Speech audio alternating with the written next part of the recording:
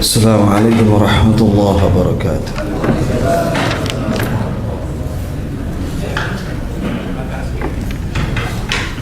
إن الحمد لله نحمده ونستعينه ونستغفره ونعوذ بالله من شرور أنفسنا ومن سيئات أعمالنا. من يهده الله فلا مضل له ومن يضلل فلا هادي له. أشهد أن لا إله إلا الله وحده لا شريك له، وأشهد أن محمدا عبده ورسوله صلى الله عليه وعلى آله وأصحابه ومن تبعهم بإحسان إلى يوم الدين، وسلم تسليما كثيرا. اللهم ارزقنا علما نافعا ورزقا طيبا وعملا متقبلا. اللهم اغفر لنا ذنبنا كله، دقه وجله وأوله وآخره علانيته وسره.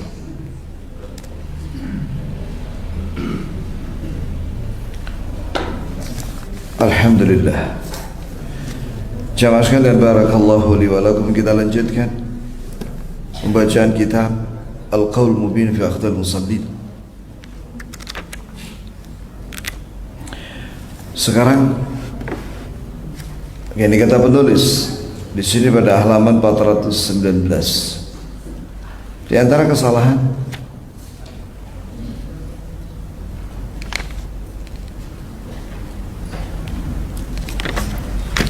man'ul jam' baina as-salatayn fi al-hadari illa 'inda nuzul al-matar. نسمع كثيرا عند هم الإمام بالجمع بين الصلاتين في الليالي الباردة عن كثير من المصلين تلك العبارة التي يعتبرونها فيصلا بين الحالات التي يشرع فيها الجمع ويمنع، وهي إذا كانت السماء منهلة والأرض منهلة والأرض مبتلة جاز الجمع. ففي هذه العبارة حصر مشروعية الجمع في حالة نزول المطر. واعتمد القائلون بهذا على رواية مالك عن أبي الزبير المكي عن سعيد بن جبير عن عبد الله بن عباس أنه قال: صلى رسول الله صلى الله عليه وسلم الظهر والعصر جميعا والمغرب والعشاء جميعا في غير خوف ولا سفر. قال مالك: أرى ذلك كان في مطر، أو أرى ذلك كان في مطر. ولكن تابع مالكا زهير وزاد بالمدينة. قال أبو الزبير: فسألت سعيد لمن فعل ذلك؟ وقال: سألت ابن عباس كما سألتني، فقال: أراد ألا يحرج أحد من أمته. وتابع أبو الزبير حبيب ابن أبي ثابت إلا أنه قال مطر بدل سفر. وتابعه عمر بن حرم عن سعيد بلفظ أن ابن عباس جمع بين الظهر والعصر من شغل، وزعم ابن عباس أنه صلى مع رسول الله صلى الله عليه وسلم بالمدينة الظهر والعصر جميعا.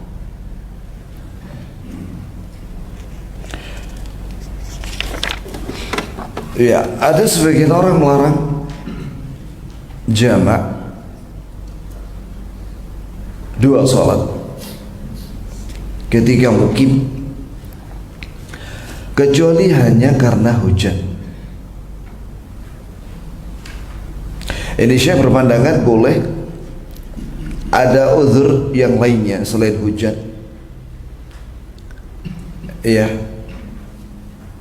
yang membolehkan seorang imam untuk menjamak walaupun dia mukim.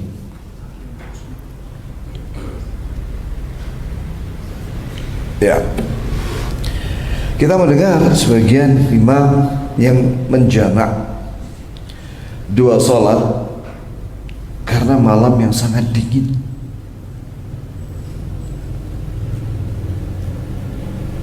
Iya, ini merupakan ungkapan yang menjadi pemisah antara kapan disyariatkan jamak dan tidak. Ya nih, kalau di Indonesia ini nggak ada musim dingin ya. Tapi kalau di Timur Tengah, apalagi di Yordan dan juga bahkan di Madinah sampai ke utara, itu kalau musim dingin itu dingin sekali sampai kadang suhunya 0 derajat. Apalagi dibarengi dengan angin kencang sehingga udara tambah dingin. Itu siang itu, apalagi malam. Maka idza kanat az-zamana, ada yang menyatakan begini, apabila langit itu terang tapi tanah itu basah, maka boleh dijamak. Maka pernyataan ini berarti membatasi disyariatkan jamak itu ketika turun hujan saja. Orang berpandangan seperti ini, dalilnya adalah riwayat dari Imam Malik dari Abu Zubair Al-Makki, dari Sa'id ibn Jubair, dari Abdullah bin Abbas, bahwasanya Ibnu Abbas menyatakan radhiyallahu anhuma bahwa Rasulullah sallallahu alaihi wasallam salat zuhur wal asr dan asar dijamak, begitu pula maghrib dan isya dijamak tanpa ada rasa takut dan tanpa safar, yakni mukim di Madinah. Imam Malik mengatakan, menafsirkan hadis itu, saya berpandangan mungkin waktu itu sedang hujan di Madinah. Pendapat Imam Malik ini diikuti oleh Zuhair dan ada tambahan kalimat bil Madinah, di kota Madinah, yakni Nabi sedang mukim. Maka Abu Zubair bertanya, jadi bertanya kepada Sa'id bin Jubair. Sa'id bin Jubair seorang tabi'i, murid Ibnu Abbas. Aku berkata kepada Sa'id bin Jubair, kenapa dia melakukan itu? Yani apa alasannya? Kenapa menjamak? Maka Sa'id bin Jubair berkata, aku pernah bertanya kepada Ibnu Abbas, sebab Allah meridai keduanya, sebagaimana kau bertanya kepada aku. Maka Ibnu Abbas menjawab, Nabi menginginkan agar Nabi tidak mempersulit seorang pun dari umatnya. Riwayat ini dikeluarkan oleh Imam Muslim dan diikuti, ini mengikuti Abu Zubair, ini rawi lain, itu Habib ibn Abi Thabit. Hanya saja redaksinya berbeda. Dia mengatakan karena ada hujan. Afwan, kalimat safar diganti dengan hujan. Maksudnya tidak ada hujan, berarti ada sebab lain yang menyebabkan Rasulullah SAW menjamak. Ya tadi itu diantaranya karena sangat dingin, udara yang sangat dingin, siang atau malam pada musim dingin. Dan juga diikuti oleh rawi lain yaitu Amr bin Haram dari Sa'id ibn Jubair dari Ibn Abbas dengan lafaz bahwa Ibn Abbas menjamak antara salat zuhur dan asar tanpa ada syughul, min syughlin, yani karena ada keperluan yang mendesak. Bahkan Ibn Abbas pernah mengatakan bahwa dia pernah salat bersama Rasulullah SAW di Madinah, zuhur dan asar jamak di Madinah. Kemudian warawahu Qatadah qala sami'tu Jabir bin Zaid an Ibn Abbas radhiyallahu anhuma qala جمع رسول الله صلى الله عليه وسلم بين الظهر والعصر والمغرب والعشاء بالمدينة من غير خوف ولا مطر. قيل لابن عباس ما أراد ذلك، أراد أن لا يحرج أمته.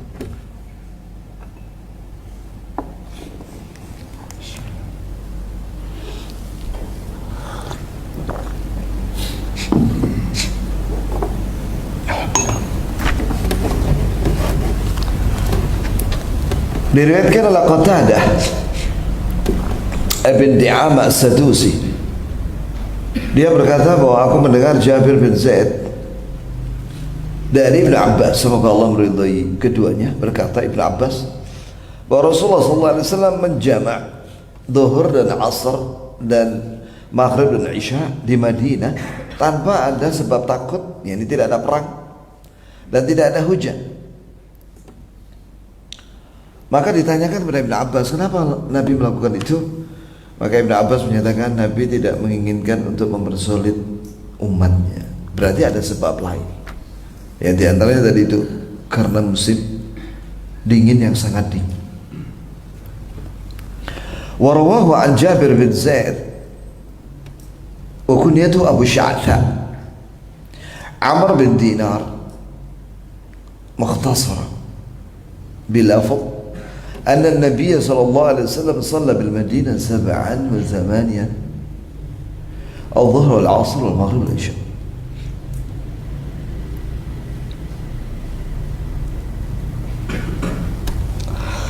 Diriwayatkan oleh Jabir bin Zaid dan kunyahnya adalah Abu Sya'tha dari Amr bin Dinar. Secara ringkas, bahwa Nabi SAW pernah salat di Madinah selama 7 hari atau 8 hari, zuhur dan asar di jamak, maghrib dan isya di jamak, karena ada sebab dari itu. Wa riwayat Qatadah an Abi Sya'tha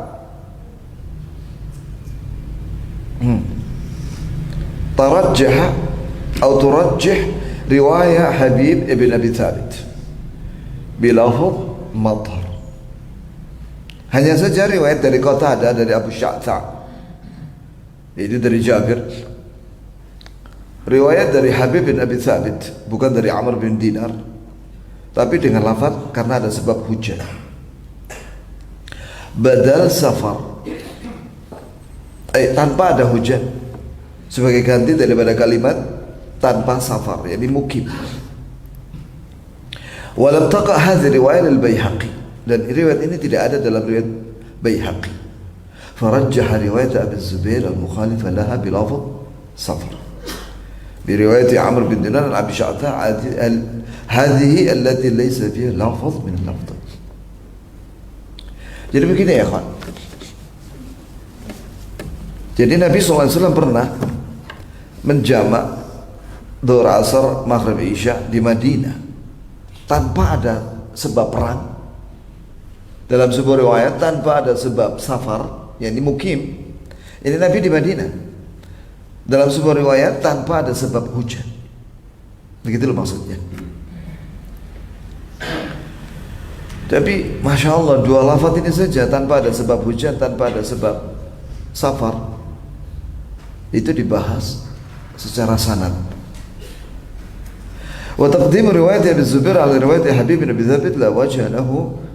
Yani ala kulli hal, 2 lafaz ini warada'an, yani bi isnad, disebutkan dengan sanad.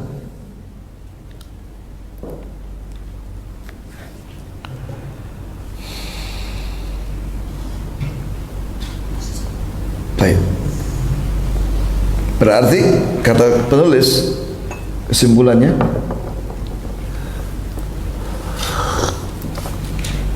farrajih riwayah fi ghairi khaufin wala matarin. Beliau mentarjih, menguatkan riwayat Nabi menjama itu tanpa ada rasa takut, yakni tidak ada perang dan tidak ada hujan.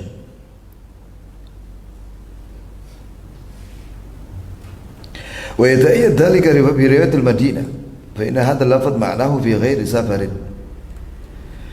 Kenapa penulis memilih kalimat tidak ada hujan?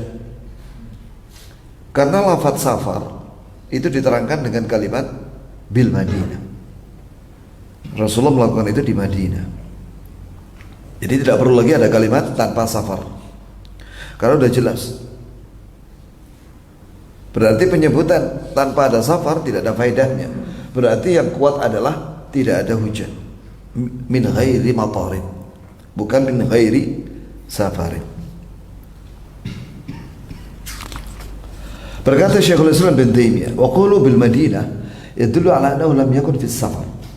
Pernyataan Ibnu Abbas bahwa Nabi menjama itu di Madinah menunjukkan bahwa beliau tidak dalam keadaan safar. Wa qaluhu jama'a bil Madinah min ghairi khaufin wala matarin. Wa beliau Nabi sallallahu alaihi wasallam menjamak salat di Madinah tanpa ada rasa takut, yakni tanpa ada perang dan tanpa ada hujan.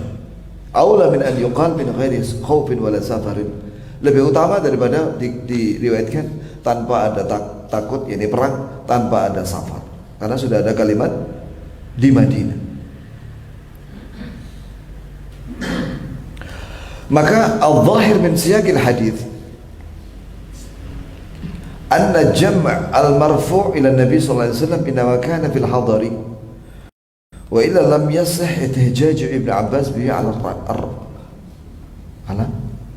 ar-rahim kama fi riwayat Abdullah bin Shaqiq.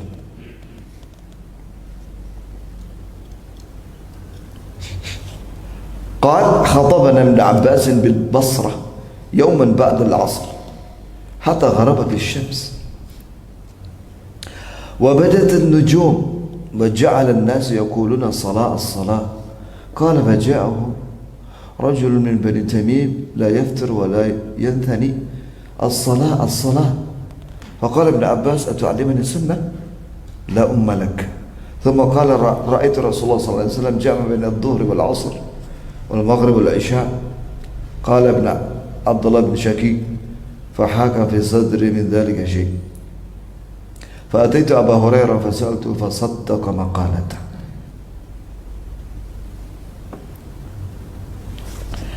Yani ada riwayat dari Ibn Abbas radhiyallahu anhuma bahwa benar-benar Nabi melakukan itu ketika di Madinah, tidak dalam keadaan safar. Di sini ada salah tulis, salah ketik ya. Wa illa lam yasih ihtijaj Ibn Abbas bihi ala rajuli. Yang benar ala rahli. Rahli itu maksudnya safar. Jadi Nabi melakukan jama' itu di Madinah, bukan dalam keadaan safar. Di sini dibawakan riwayat dari Abdullah bin Shaqiq bahwa Ibn Abbas, semoga Allah meridhai keduanya, dia pernah khutbah di Basrah ba'da asar, beliau khutbah sampai tenggelam matahari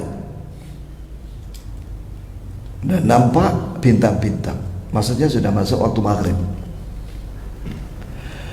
bahkan hampir isya. Tapi beliau belum melakukan salat maghrib.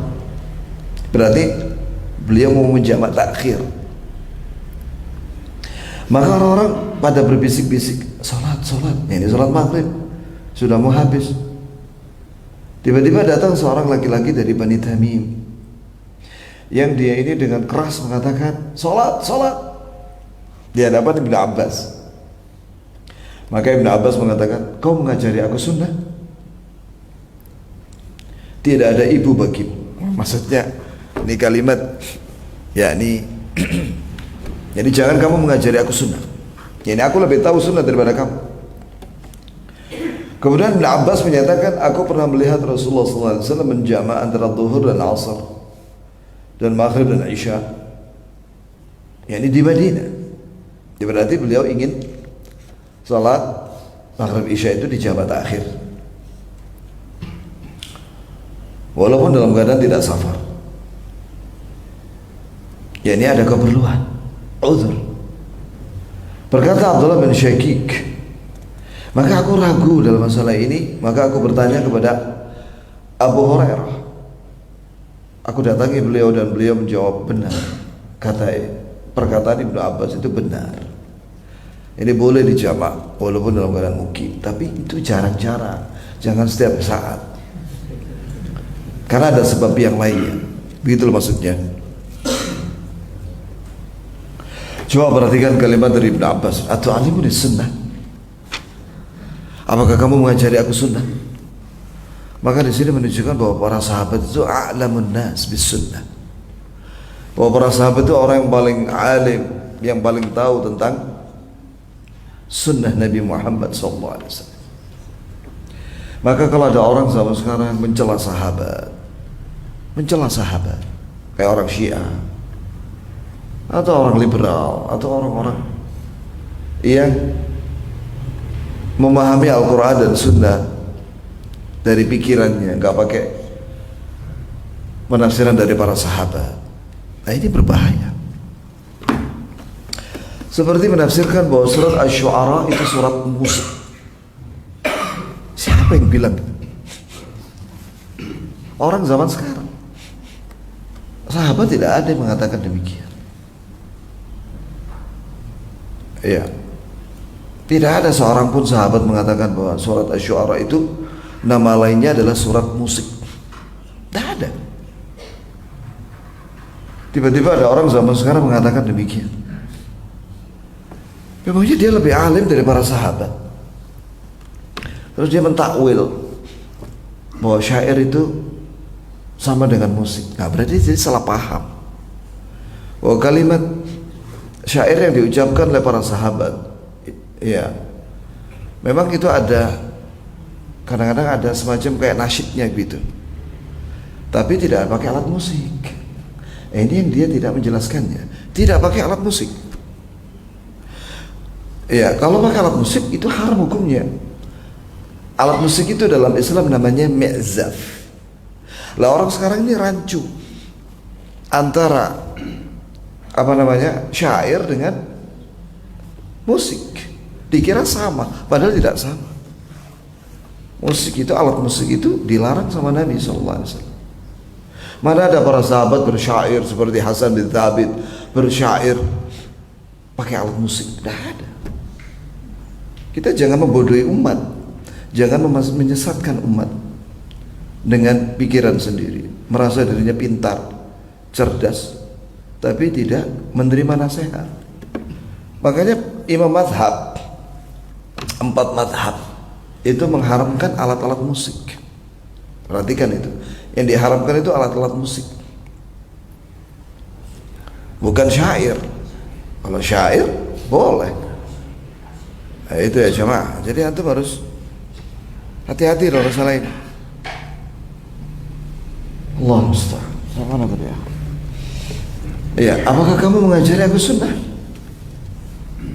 Zaman sekarang orang membuat pernyataan sendiri-sendiri. Makanya Imam Ahmad pernah mengatakan, iyyakum an tatakallama fi masailid-din laisa laka fiha imam. Jangan kamu berbicara tentang masalah agama apabila tidak ada imam yang mendahului kamu. Imam di sini maksudnya salaf, para sahabat, tabi'in. Itu ya. Jadi harus ada sahabat yang menyampaikan itu. Tidak boleh seorang zaman sekarang ngarang-ngarang sendiri, menafsirkan sendiri, memahami sendiri.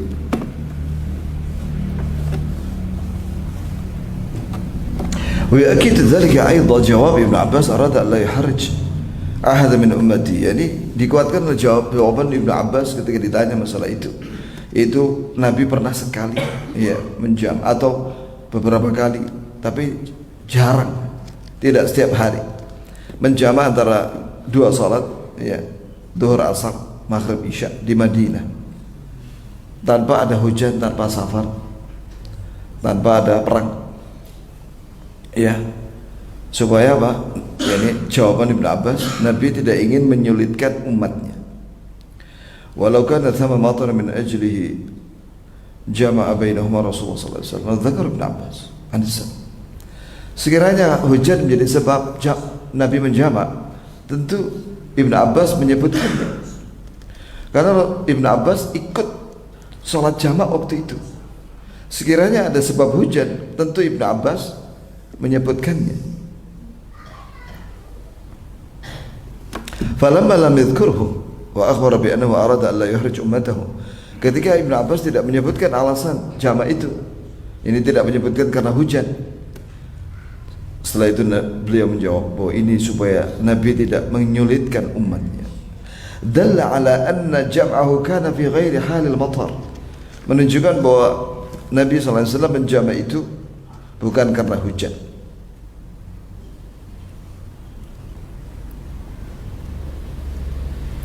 Wa ghairu jaiz daf'u yaqin Ibn Abbas ma' hudurih bi syakki Malik. Coba perhatikan ya kawan kalimat ini ya kawan. Ini beliau menukil dari Ibnul Mundhir, seorang alim juga. Ini penulis ini menukil perkataan Ibnul Mundhir bahwa Imam Malik meragukan kalimat Ibnu Abbas wala matarin, tidak hujan. Nabi menjamak di Madinah itu tanpa hujan. Kata Imam Malik, aku meragukan kalimat Ibnu Abbas itu. Maka kata Ibnu Mundhir, tidak bisa kita terima keraguan dari Imam Malik apa yang diucapkan oleh Ibnu Abbas. Coba perhatikan. Di sini menunjukkan apa ya, kawan? Hatta para imam mazhab, apabila ada perselisihan di antara mereka, maka tidaklah semuanya benar. Yang benar cuma satu. Maka inilah yang disebut dengan ikhtilafut tadad. Apabila para imam mazhab berselisih dalam masalah fikih ya,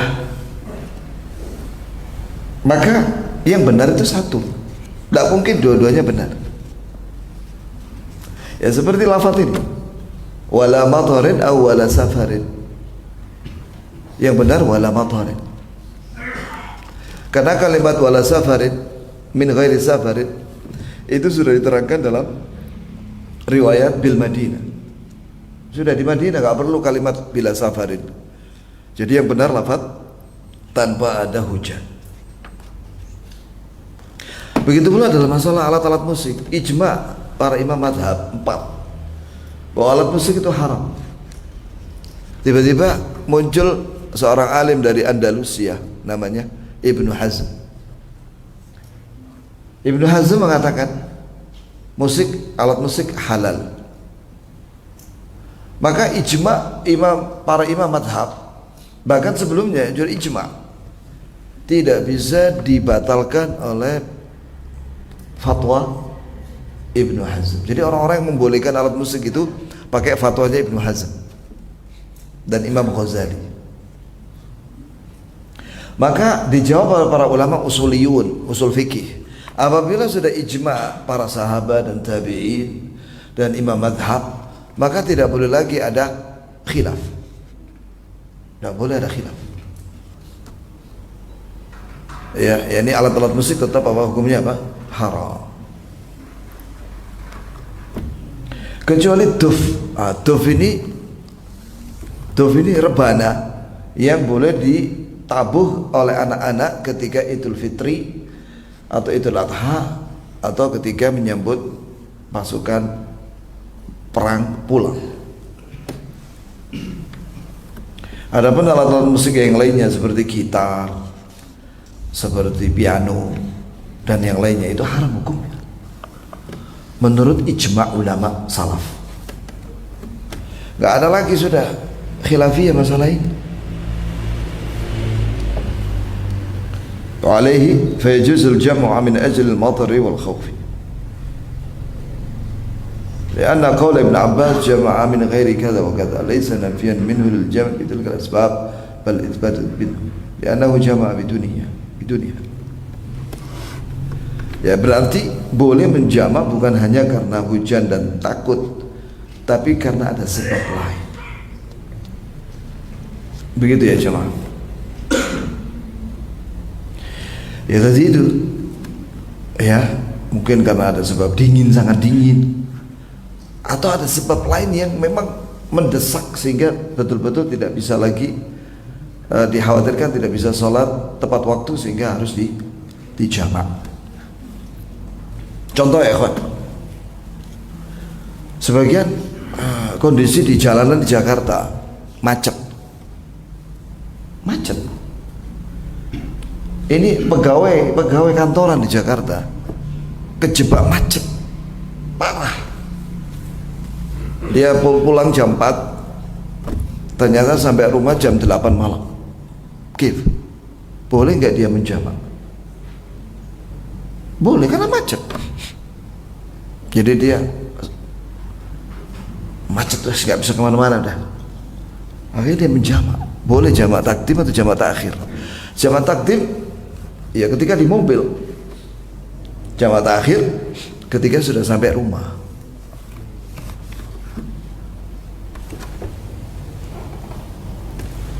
Sudah terbit kah?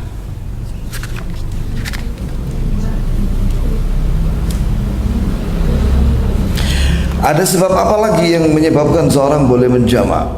Kata Syekhul Islam bin Taimiyah, wa awsa'ul madzahib al-jam' baina salatin madzhabul Imam Ahmad. Madzhab yang paling luas dalam masalah ini madzhabnya Imam Ahmad dalam menjamak ini. Fa innahu nassa ala annahu yajuzu lil haraji wa syughul. Itu boleh jamak karena dia kesulitan kalau enggak jamak, atau karena ada sebab kesibukan.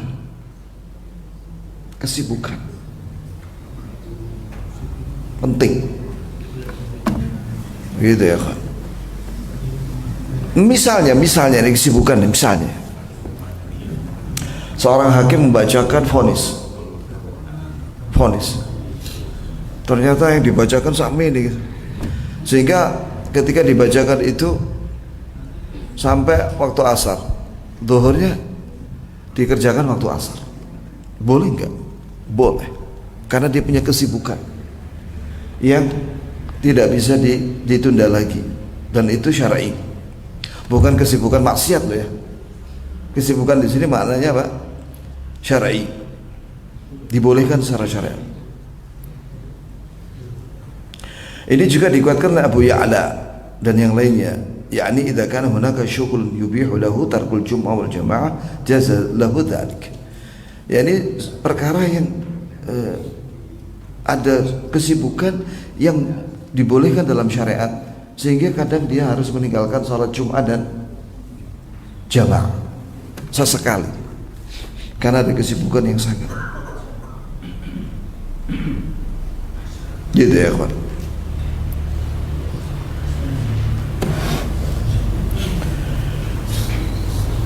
Wa minhu ta'lam khata' man yusirrun ala fathi nawafid al-masjid qabla ihram al-imam bil jami' bain as-salatain ya'lamu hal yanzil matar am la.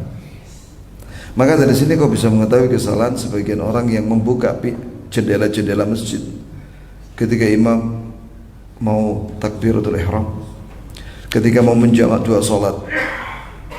Mereka membuka jendela itu kenapa? Ingin tahu apakah di luar itu hujan apa enggak. Binaan ala syart ba'dil fuqaha, berdasarkan karena mereka beralasan perkataan ahli fikih annal jama' la yushra' illa inda qiyamil matar, bahwa jamak tidak disyaratkan kecuali karena hujan saja. Waqt iftitahis salatain al majmu'atain, yaitu ketika jamak itu harus ada hujan. Kalau enggak hujan tidak ada jamak.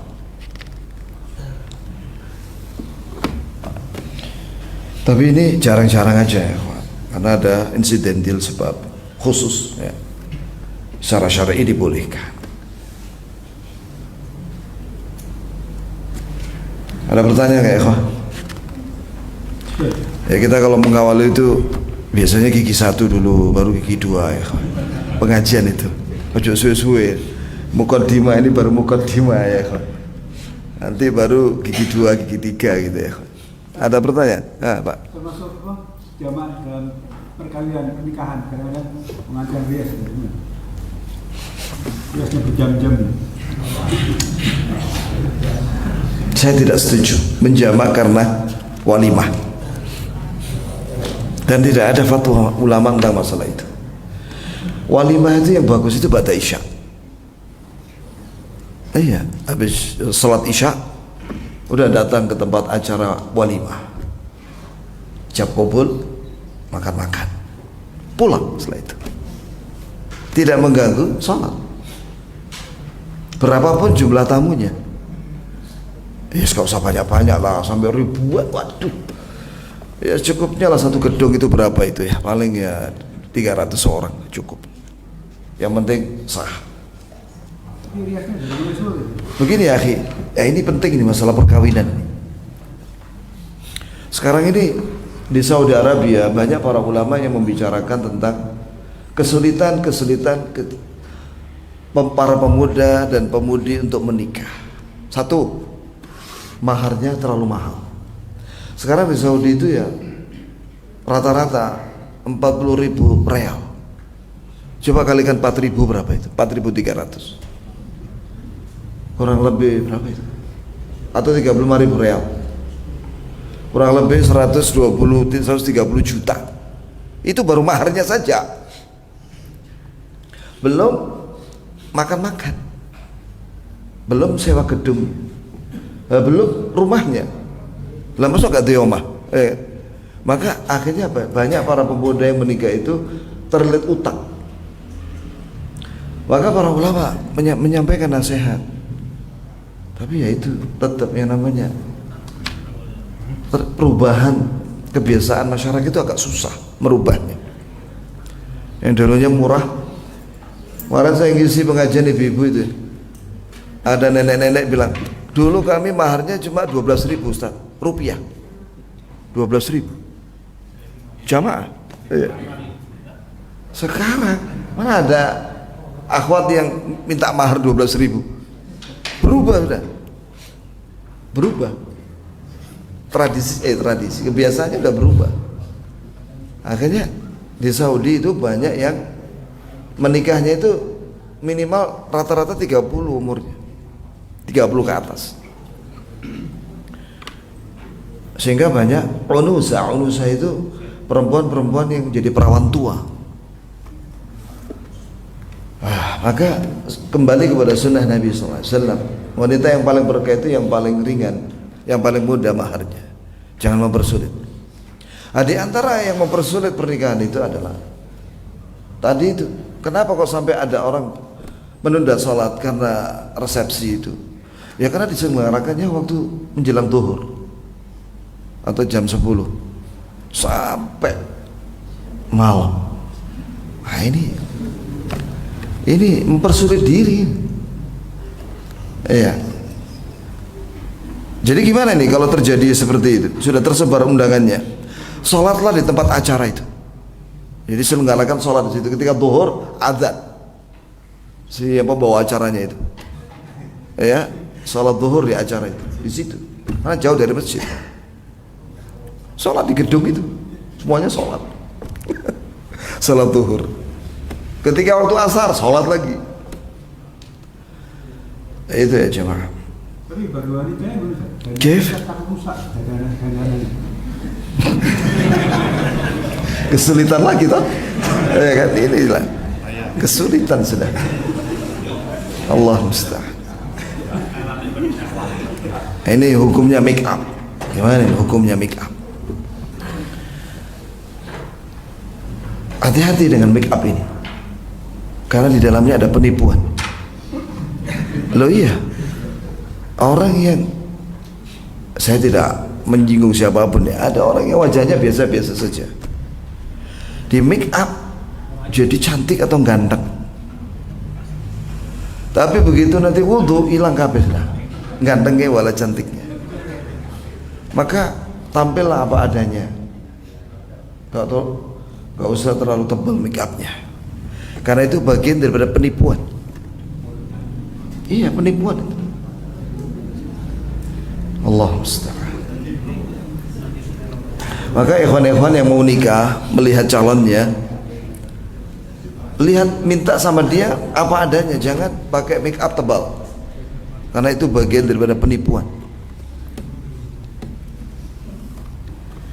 Bagaimana kalau pakai penyambung ini hitam sama alis? Tidak boleh, akhi. Itu diharamkan dalam Islam. Hitam, tahu hitam ya kan? Bulu mata sama alis, tidak boleh itu ditambah-tambahin. Udah tampil apa adanya. Gelem rapi, nggak gelem cari yang lain. Iya, tidak ada penipuan. Iya, kenapa kalau pakai itu alis palsu, ketika wudu hilang kabeh alis. Wah, ya. Akhirnya pakai pensil hitam itu, hilang mana ya? Makanya haram hukumnya mencukur alis, haram ya. Kadang-kadang anak-anak itu kan tidak ngerti, dia ambil itu cukuran bapak ibunya terus dia cukur-cukur bulu-bulunya, nggak boleh. Jauhkan itu alat cukur dari anak-anak, gitu ya kawan. Karena alis itu sulit tumbuhnya kalau dari cukur, gitu ya. Beda dengan rambut kepala. Jadi sebaiknya acara walimah jangan mengganggu kewajiban